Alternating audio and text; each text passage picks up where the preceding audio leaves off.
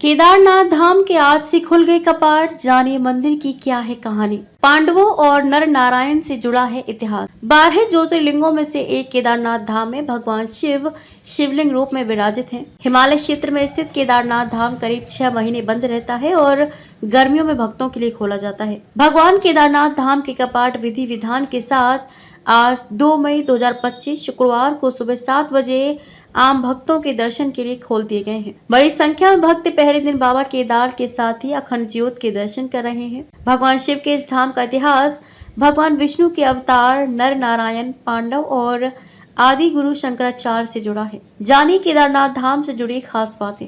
नर नारायण की भक्ति से प्रसन्न होकर प्रकट हुए थे भगवान शिव। केदारनाथ धाम को लेकर कई मान्यताएं प्रचलित हैं। शिव पुराण की कोटि रुद्र संहिता में लिखा है कि प्राचीन काल में बद्री वन भगवान विष्णु के अवतार नर नारायण पार्थिव शिवलिंग बनाकर प्रतिदिन पूजन करते थे। नर नारायण की भक्ति से प्रसन्न होकर भगवान शिव यहाँ प्रकट हुए।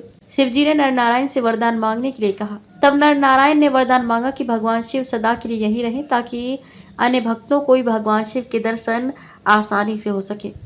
तब भगवान शिव ने नर नारायण को वरदान देते हुए कहा कि वे यहीं विराजमान होंगे और यह क्षेत्र केदार के नाम से जाना जाएगा। एक अन्य पौराणिक कथा के अनुसार महाभारत युद्ध खत्म होने के बाद पांडवों, सभी कौरवों और अन्य बंधुओं की हत्या के बाद से मुक्ति चाहते थे, जिसके लिए वे भगवान शिव की खोज में हिमालय पर निकल गए। पांडवों को आता देख भगवान शिव अंतर्ध्यान होकर केदार में जाकर बस गए। जब पांडवों को पता लगा तो वे भी केदार पर्वत पहुंच गए। जब पांडव केदार पर्वत पहुंचे तो भगवान शिव ने उन्हें देखकर भैंसे का रूप धारण कर लिया और पशुओं के बीच चले गए। भगवान शिव के दर्शन के लिए पांडवों ने योजना बनाई, जिसके बाद भीम ने एक विशाल रूप धारण कर अपने दोनों पैर केदार पर्वत के ऊपर फैला दिए। सभी पशु भीम के पैरों के बीच से गुजर कर निकल गए, लेकिन जब भैंसे के रूप में भगवान शिव ने पैरों के बीच से निकलने की कोशिश की तो भीम ने उन्हें पहचान लिया। भगवान शिव को पहचान कर भीम ने भैंसे को पकड़ने की कोशिश की। भीम ने भैंसे के पीछे का हिस्सा काफी तेजी से पकड़ लिया। भगवान शिव पांडवों की भक्ति से खुश हुए और उन्हें दर्शन देकर पाप मुक्त कर दिया।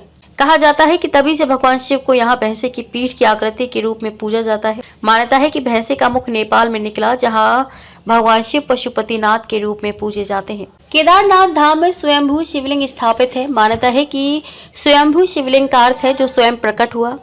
कहा जाता है केदारनाथ मंदिर का निर्माण पांडव राजा जन्मेजय ने कराया था और बाद में मंदिर का जीर्णोद्धार आदि गुरु शंकराचार्य ने करवाया था।